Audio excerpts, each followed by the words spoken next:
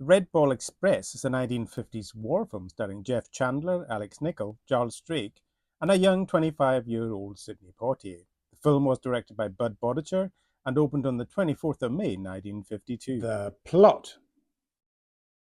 So what's it all about, mate?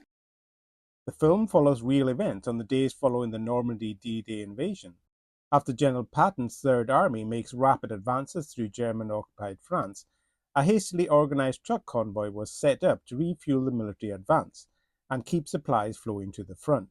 Known as the Red Ball Express, these men, taken mostly from non-military roles, were to drive this dangerous route non-stop, tirelessly for over 2 months, until more permanent supply lines were set up.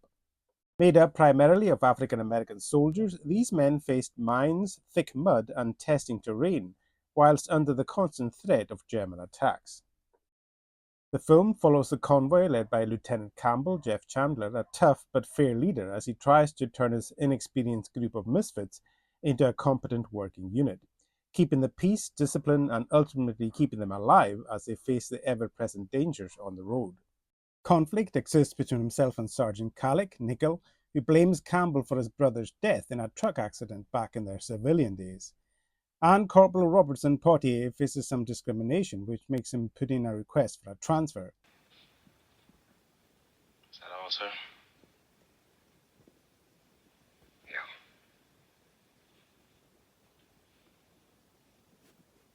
Whilst on the lighter side, Private Partridge, Drake, falls in love with a beautiful French girl, which causes him to be left behind frequently as the convoy moves on without him.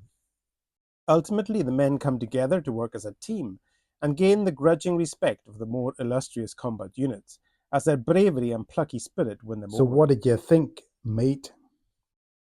So I thought the Red Ball Express was a very straightforward, fairly uneventful telling of a less well-known but important group of men during a key moment in the World War II campaign. The action is fairly sparse and pretty underwhelming, which leaves the actors having to do their best with a rather stiff script.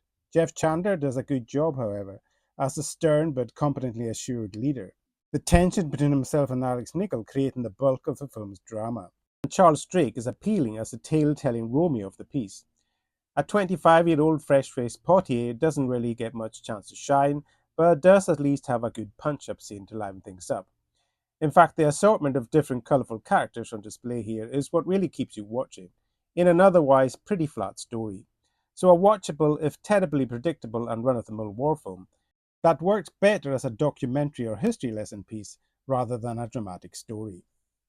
So I give the Red Ball Express an average score of 6 out of 10 stars. Thanks for listening and goodbye for now.